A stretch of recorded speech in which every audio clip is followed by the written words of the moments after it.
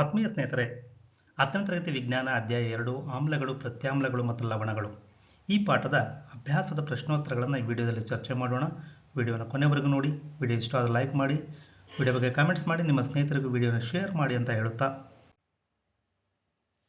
ಒಂದು ದ್ರಾವಣ ಕೆಂಪು ಲಿಟ್ಮಸ್ ಅನ್ನು ನೀಲಿ ಬಣ್ಣಕ್ಕೆ ಬದಲಾಯಿಸಿದರೆ ಅದರ pH ಮೌಲ್ಯ. ದ್ರಾವಣ ಕೆಂಪು ಲಿಟ್ಮಸ್ ಅನ್ನು ನೀಲಿ ಬಣ್ಣಕ್ಕೆ ಬದಲಾಯಿಸಿದರೆ ಅದು ಪ್ರತ್ಯಾಮ್ಲ, ಅದರ pH ಮೌಲ್ಯ 10.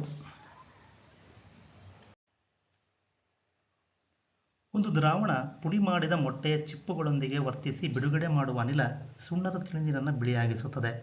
ದ್ರಾವಣ ಇದನ್ನು ಒಳಗೊಂಡಿದೆ. ದ್ರಾವಣ ಮೊಟ್ಟೆಯ ಚಿಪ್ಪಿನೊಂದಿಗೆ ವರ್ತಿಸಿ ಸುಣ್ಣದ ತಿಳಿನೀರನ್ನು ಬಿಳಿಯಾಗಿಸುವ ಅನಿಲವನ್ನು ಬಿಡುಗಡೆ ಮಾಡುತ್ತೆ. ಮೊಟ್ಟೆಯ ಚಿಪ್ಪಿನಲ್ಲಿ ಕ್ಯಾಲ್ಸಿಯಂ ಕಾರ್ಬೋನೇಟ್ ಇರುತ್ತೆ. ಸುಣ್ಣದ ತಿಳಿನೀರನ್ನು ಬಿಳಿಯಾಗಿಸುವ ಅನಿಲ ಅಂದರೆ ಕಾರ್ಬನ್ ಡೈಆಕ್ಸೈಡ್. ಹಾಗಾಗಿ ದ್ರಾವಣ ಆಮ್ಲವಾಗಿರುತ್ತದೆ, ಏಕೆಂದರೆ ಲೋಹದ ಕಾರ್ಬೋನೇಟ್ ಅಥವಾ ಲೋಹದ ಹೈಡ್ರೋಜನ್ ಕಾರ್ಬನೇಟ್ನೊಂದಿಗೆ ಆಮ್ಲ ವರ್ತಿಸಿ ಲವಣ, ಕಾರ್ಬನ್ ಡೈಆಕ್ಸೈಡ್ ಮತ್ತು ನೀರು ಬಿಡುಗಡೆಯಾಗುತ್ತದೆ. ನೀಡಿರುವ ಆಪ್ಷನ್ಗಳಲ್ಲಿ ಸರಿಯಾದ ಉತ್ತರ HCl, ಏಕೆಂದರೆ NaCl, LiCl, KCl ಇವೆಲ್ಲವೂ ಲವಣಗಳು. 10 ml NaOH ದ್ರಾವಣವು 8 ml HCl ದ್ರಾವಣದಿಂದ ಸಂಪೂರ್ಣವಾಗಿ ತಟಸ್ಥೀಕರಣಗೊಳಿಸಲ್ಪಡುತ್ತದೆ. ನಾವು ಇದೇ NaOH ದ್ರಾವಣವನ್ನು 20 ml ನಷ್ಟು ತೆಗೆದುಕೊಂಡರೆ ಇದನ್ನು ತಟಸ್ಥಗೊಳಿಸಲು ಬೇಕಾದ HCl ದ್ರಾವಣದ ಪ್ರಮಾಣ 16 ಮಿಲಿಲೀಟರ್. ಈ ಕೆಳಗಿನವುಗಳಲ್ಲಿ ಯಾವ ಪ್ರಕಾರದ ಔಷಧಗಳನ್ನು ಅಜೀರ್ಣದ ಚಿಕಿತ್ಸೆಗೆ ಬಳಸಲಾಗುತ್ತದೆ? ಜೀವನಿರೋಧಕ, ನೋವು ನಿವಾರಕ, ಆಮ್ಲ ಶಾಮಕ, ನಂಜು ನಿವಾರಕ. ಅಜೀರ್ಣದ ಚಿಕಿತ್ಸೆಗೆ ಆಮ್ಲ ಶಾಮಕ ಔಷಧಗಳನ್ನು ಬಳಸುತ್ತಾರೆ. ಈ ಕೆಳಗಿನ ಸಂದರ್ಭಗಳಲ್ಲಿ ಉಂಟಾಗುವ ರಾಸಾಯನಿಕ ಕ್ರಿಯೆಗಳ ಪದ ಸಮೀಕರಣ ಮತ್ತು ನಂತರ ಸರಿದೂಗಿಸಿದ ಸಮೀಕರಣ ಬರೆಯಿರಿ. ಎ. ಸಾರರಿಕ್ತ ಸಲ್ಫ್ಯೂರಿಕ್ ಆಮ್ಲ ಸತುವಿನ ಚೂರುಗಳೊಂದಿಗೆ ವರ್ತಿಸಿದಾಗ ಸತು ಪ್ಲಸ್ ಸಲ್ಫ್ಯೂರಿಕ್ ಆಮ್ಲ gives rise to ಸತುವಿನ sulphate plus hydrogen. Zn plus H2SO4 gives rise to ZnSO4 plus H2. B. ಸಾರರಿಕ್ತ ಹೈಡ್ರೋಕ್ಲೋರಿಕ್ ಆಮ್ಲ ಮೆಗ್ನೀಷಿಯಂ ಪಟ್ಟಿಯೊಂದಿಗೆ ವರ್ತಿಸಿದಾಗ ಮೆಗ್ನೀಷಿಯಂ ಹೈಡ್ರೋಕ್ಲೋರಿಕ್ನೊಂದಿಗೆ ವರ್ತಿಸಿ ಮೆಗ್ನೀಷಿಯಂ ಕ್ಲೋರೈಡ್ ಜೊತೆಗೆ ಹೈಡ್ರೋಜನ್ ಅನಿಲ ಬಿಡುಗಡೆಯಾಗುತ್ತದೆ. ಇದರ ಸಮೀಕರಣ Mg plus 2HCl gives rise to MgCl2 plus H2. ಸಾರರಿಕ್ತ ಸಲ್ಫ್ಯೂರಿಕ್ ಆಮ್ಲ ಅಲ್ಯೂಮಿನಿಯಂ ಪುಡಿಯೊಂದಿಗೆ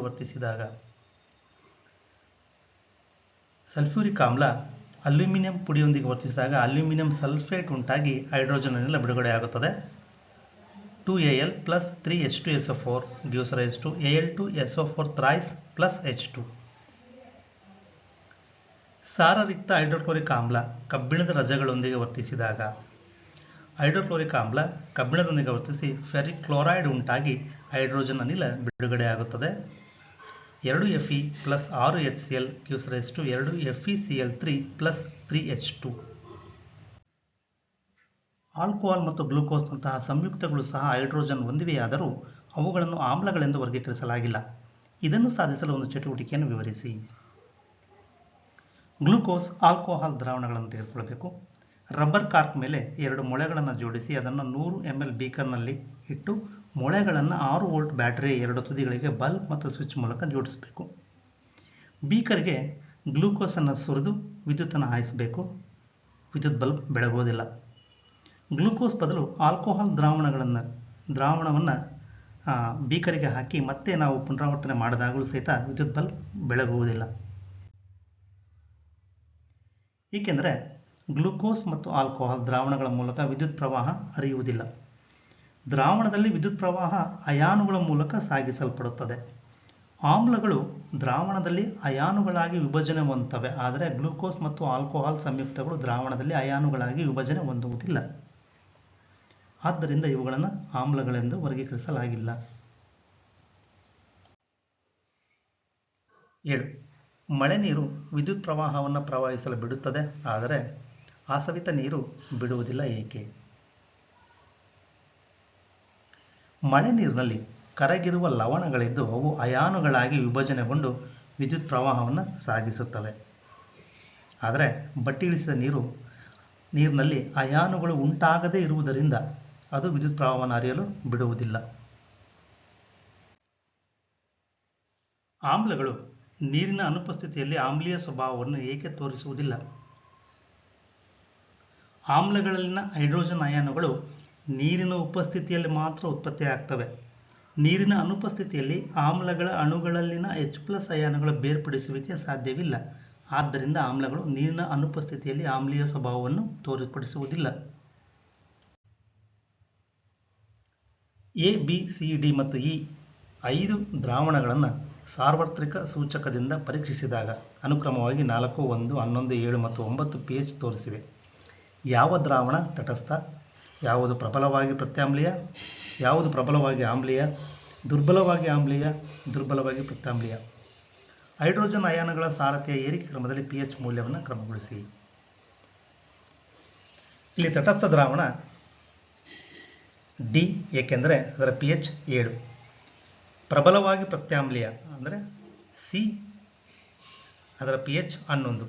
ಪ್ರಬಲವಾಗಿ ಆಮ್ಲೀಯ B, ಅದರ pH 1. ದುರ್ಬಲವಾಗಿ ಆಮ್ಲೀಯ A, ಅದರ pH 4. ದುರ್ಬಲವಾಗಿ ಪ್ರತ್ಯಾಮ್ಲೀಯ E, ಅದರ pH 9. pH ಮೌಲ್ಯಗಳನ್ನು ಏರಿಕೆ ಕ್ರಮದಲ್ಲಿ ಬರೆದಾಗ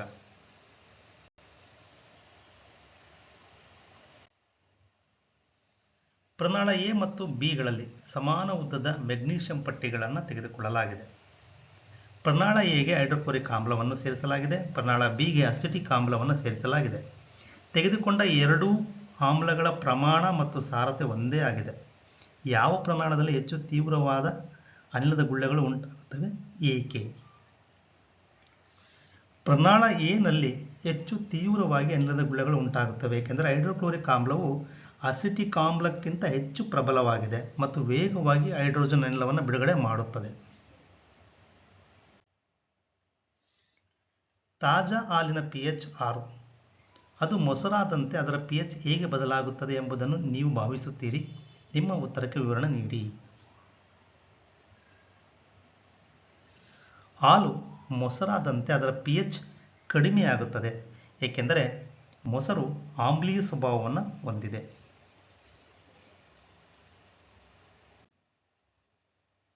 ಒಬ್ಬ ಹಾಲು ಮಾರುವವನು ತಾಜಾ ಹಾಲಿಗೆ ಅತ್ಯಲ್ಪ ಪ್ರಮಾಣದ ಅಡಿಗೆ ಸೋಡಾ ಸೇರಿಸುತ್ತಾನೆ. ಎ. ಅವನು ತಾಜಾ ಹಾಲಿನ pH ಅನ್ನು 6ರಿಂದ ಸ್ವಲ್ಪ ಕ್ಷಾರೀಯತೆಯ ಕಡೆಗೆ ಏಕೆ ಬದಲಾಯಿಸುತ್ತಾನೆ? ಕ್ಷಾರೀಯ ಮಾಧ್ಯಮದಲ್ಲಿ ಹಾಲು ಬೇಗ ಮೊಸರಾಗಿ ಬದಲಾಗುವುದಿಲ್ಲ. ಆದ್ದರಿಂದ ಅವನು ತಾಜಾ ಹಾಲಿನ pH ಅನ್ನು 6ರಿಂದ ಸ್ವಲ್ಪ ಕ್ಷಾರೀಯದ ಕಡೆಗೆ ಬದಲಾಯಿಸುತ್ತಾನೆ. ಪಿ. ಈ ಹಾಲು ಮೊಸರಾಗಲು ಹೆಚ್ಚು ಸಮಯವನ್ನು ತೆಗೆದುಕೊಳ್ಳುವುದೇಕೆ? ಹಾಲು ಸ್ವಲ್ಪ ಹೆಚ್ಚು ಕ್ಷಾರೀಯವಾಗಿರುವುದರಿಂದ ಅದು ಮೊಸರಾಗಲು ಹೆಚ್ಚು ಸಮಯ ತೆಗೆದುಕೊಳ್ಳುತ್ತದೆ. ಪ್ಲಾಸ್ಟರ್ ಆಫ್ ಪ್ಯಾರಿಸ್ ಅನ್ನು ತೇವಾಂಶ ನಿರೋಧಕ ಸಂಗ್ರಾಹಕದಲ್ಲಿ ಸಂಗ್ರಹಿಸಿ ಇಡಬೇಕು, ಏಕೆ? ವಿವರಿಸಿ. ಪ್ಲಾಸ್ಟರ್ ಆಫ್ ಪ್ಯಾರಿಸ್ ತೇವಾಂಶವನ್ನು ಹೀರಿಕೊಂಡರೆ ಗಟ್ಟಿಯಾದ ಘನರೂಪದ ಜಿಪ್ಸಮ್ ಆಗಿ ಬದಲಾಗುತ್ತದೆ. ಆದ್ದರಿಂದ ಅದನ್ನು ತೇವಾಂಶ ನಿರೋಧಕ ಸಂಗ್ರಾಹಕದಲ್ಲಿ ಸಂಗ್ರಹಿಸಿ ಇಡಬೇಕು.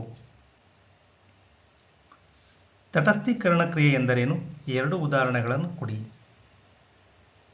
ಪ್ರತ್ಯಾಮ್ಲದ ಪರಿಣಾಮವನ್ನು ಆಮ್ಲ ಶೂನ್ಯಗೊಳಿಸುತ್ತದೆ ಮತ್ತು ಆಮ್ಲದ ಪರಿಣಾಮವನ್ನು ಪ್ರತ್ಯಾಮ್ಲ ಶೂನ್ಯಗೊಳಿಸುತ್ತದೆ. ಇದನ್ನು ತಟಸ್ಥೀಕರಣ ಕ್ರಿಯೆ ಎಂದು ಕರೆಯುತ್ತೇವೆ. ಇದರಲ್ಲಿ ಆಮ್ಲ ಮತ್ತು ಪ್ರತ್ಯಾಮ್ಲ ಎರಡೂ ವರ್ತಿಸಿ ನೀರು ಮತ್ತು ಲವಣ ಉಂಟಾಗುತ್ತದೆ. ಉದಾಹರಣೆಗೆ NaOH plus HCl gives rise to NaCl plus H2O.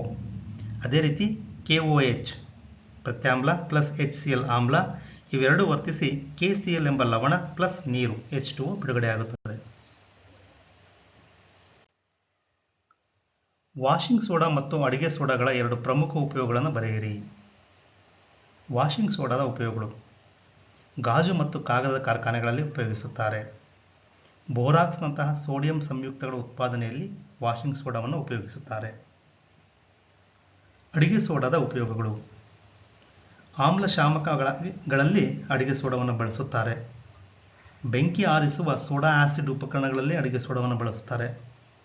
Baking ಪುಡಿ ತಯಾರಿಕೆಯಲ್ಲಿ ಅಡಿಗೆ ಸೋಡಾವನ್ನು ಉಪಯೋಗಿಸುತ್ತಾರೆ.